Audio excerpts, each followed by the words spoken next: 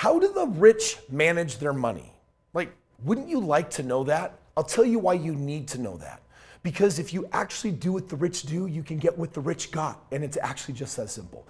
For those of you that don't know me, my name is Kris Krohn. Welcome. I put out videos every single day to financially elevate you and give you opportunities to learn how to do things differently that can elevate your financial scenario. I've done thousands of deals in the game of real estate investment, all sorts of alternative investments, and I'm here to tell you that there's a better financial life that awaits you. Today, I'm with John Spring, my business partner, that's going to break down financial planning the way that the rich do it.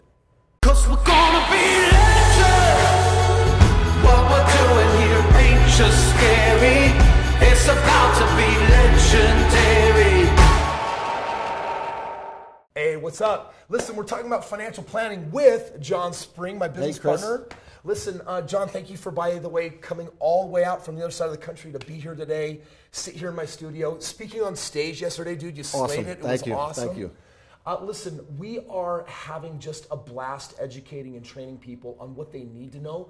Because listen, let's be honest, man, in the game of finance, financial planning, there's a lot of misconceptions, and there's an approach to financial planning that just rubs me wrong.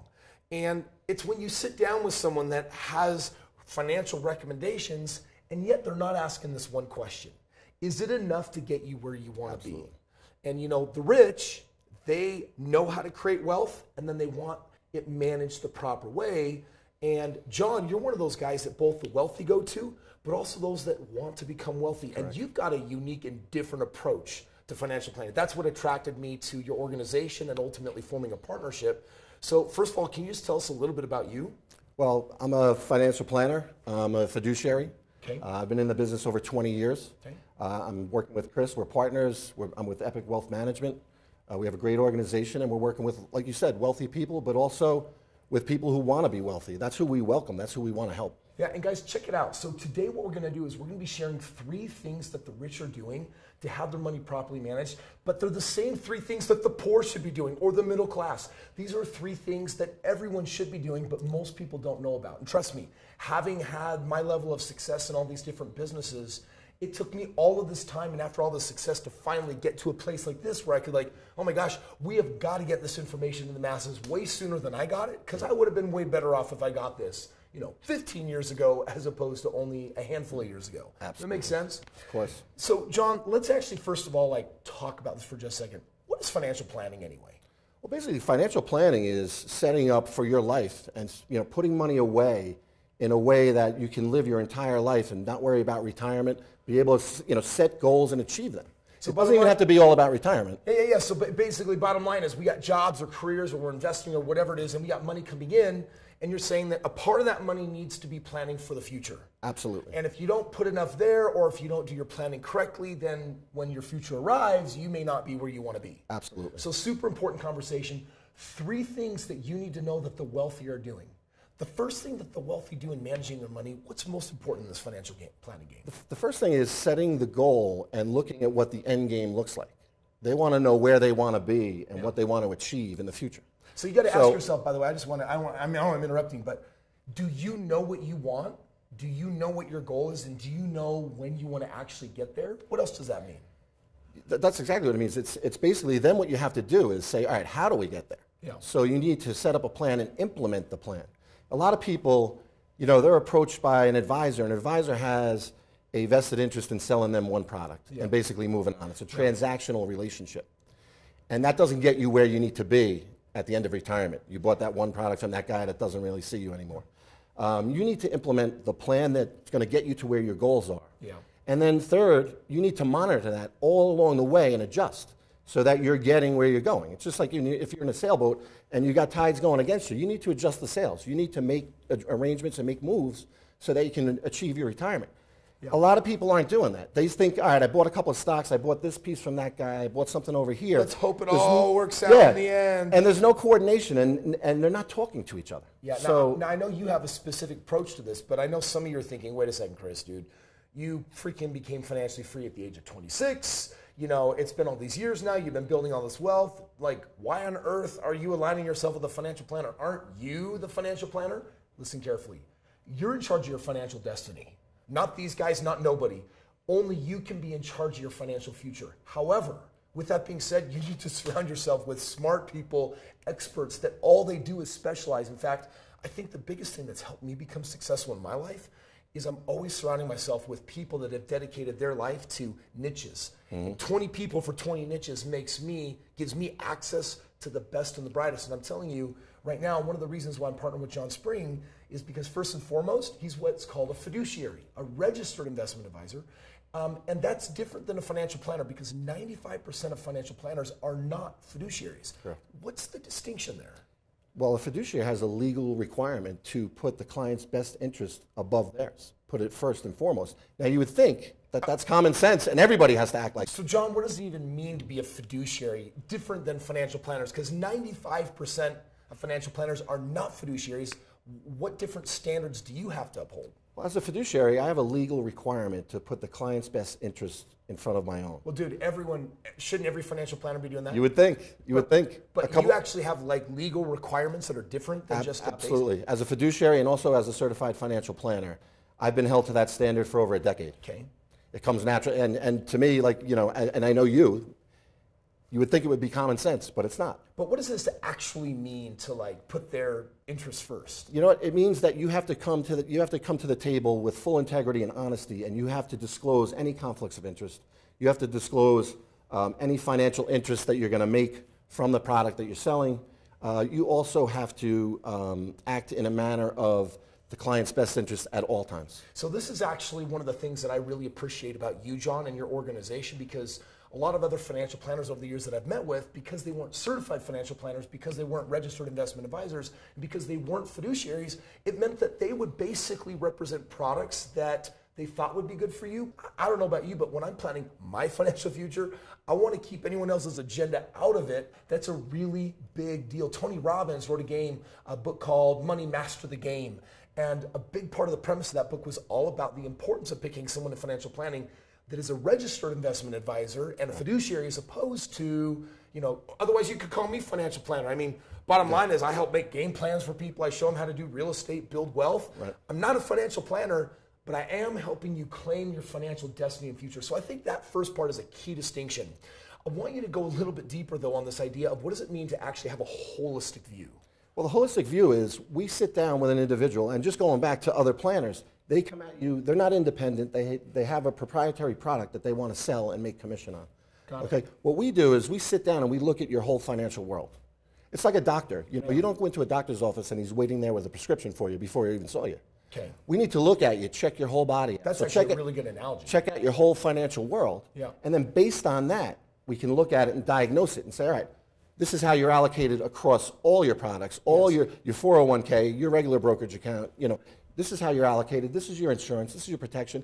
And when you look at it, you can see the gaps, the opportunities, and you can see where you may be over allocated, and we need to draw back on it. Now let me kind of pull that in for a moment, because that was a lot of really big words out there. But I want to tell you that what a lot of adults do is they'll put money, I'm going to put this in a 401k, I'll put this in an IRA, I'll put this in a stock market, you know, and then they'll say, all right, I hope that this is going to be enough and over time will become what I need. What a real financial planner should be doing is saying, well, okay, let's look at how much you're putting in each of those buckets. Let's look at how much you're putting in real estate. And then what are these actually producing? And are there gaps? Do you have proper diversification? For example, like I remember I sat down for the first time and was like, Kris, you need an umbrella policy. What's that? And it was this idea that I had some exposure in my plan, or if I died, was I giving my family proper coverage, or did my estate have proper planning? And some of you are like, I don't got a family yet. Do I even need an estate plan? They're all really good questions. But one of the things that John does is he actually says, we got to look at everything. You see, I come in and I love the wealth building with real estate. But truth be told, that's not the entire financial picture. Absolutely. Even if you're going to build your wealth all around real estate as one of your main pillars, there's still a number of other considerations that need to be taken into account to say, hey, we created a complete plan that you can actually sleep well at night and feel confident in. Absolutely. And you bring up a great point, the real estate. Now, that's not my sector, that's not my business, but I need to know about it. We need to integrate and coordinate how it all works together, whether it's real estate or whatever other outside investments some people maybe, or their businesses. We need to see how it's all going to work and integrate and coordinate. This gets too complicated though, man. This gets too complicated because it's like, wait a second.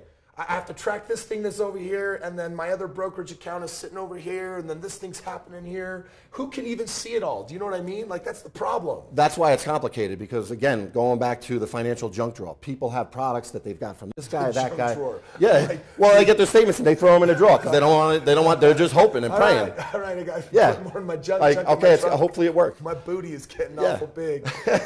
So what we look to do, again, not only do we look to see the whole financial picture, but we want to talk to your accountant. We want to talk to your attorney. We want to make sure we're all on the same page. We're all rowing in the same direction to get where we need to go. Now, you guys also created this tool that is designed to kind of pull everything into a single location. Correct. Can you just talk about that for a moment? That's basically our Epic Wealth Builder. It's a tool where we could put in your life insurance policy. We put in your brokerage account. We put in your annuities. We put in your cash balance. We put in your 401k. We put in all your financial details. You can even budget through it. But once all your financial world is up there, and we also have a vault where we put in your trusts, wills, estates, documents, passports. If you're overseas, you get caught, we can send you a copy of your passport, so it'll make it easier. But it'll have your whole financial world. It's very robust, safe, secure. And based on that, that's where we're able to diagnose and look. Well, you said it can be complicated. That's what we're doing for you. Right. You know, but when you're dealing with 7, 8 other people that just have one interest of selling you one product, nobody's talking to you about it. When we do it, we're coordinating it, and we're making sure on our regular updates, we're saying, here's where we are in our plan. Yeah. Here's where we're going. Are we getting there? Do we need to adjust? So let's actually then just bring it back. Number one, working with fiduciaries that are registered investment advisors, not just financial planners. They're certified at the next level. They have to have your best interests in heart and disclose everything. As a holistic view, you're saying, wait a second, you can't just diagnose or play in certain sectors. Get someone that can look at the whole picture and say, is this sufficient? Is this enough? Is this a good plan or a bad plan? Because I look at most plans, I'm like, that's a really crappy plan. So you got to have someone that can look at the entire plan. And then the last thing is someone that can have it all organized and put together where it's like, wait a second, now I can actually make decisions and also not have you look at the whole. I now am able to see the whole so I can make intelligent choices. I think the last thing, John, that I know that your team does is you go out there into the world and you find an array of products and programs that can give a variety of different ROIs and possibilities that are called alternative investments. And some of you might be wondering, well, Kris, do you only invest in real estate? And the reality is, I don't only invest in real estate. I'm invested in a number of different companies. I'm in the tech sector. I'm in a number of different spaces for diversification. Real estate has always been and will always be my foundation because of how I know to invest in it. In addition to that, however, there are a number of other considerations. So can you just for a moment speak to this idea of the alternatives that can create a more balanced portfolio? Yeah, well, and going back to what you said, we're independent. So the beauty of that is we go out and search for what's best for the client. You're not representing anybody. I'm not beholden to anybody. So and we're constantly on the move searching. And with our team, our investment team is very entrepreneurial in the alternative investment arena.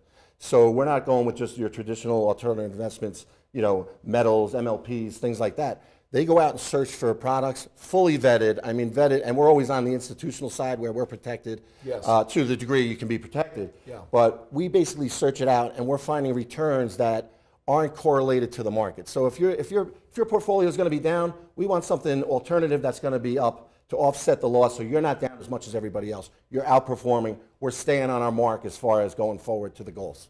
There's so much more to this deep financial planning philosophy, and if you want to learn more, there's a link below so that you can learn more about Epic Wealth. You can learn more about John Spring, his team, and what they do.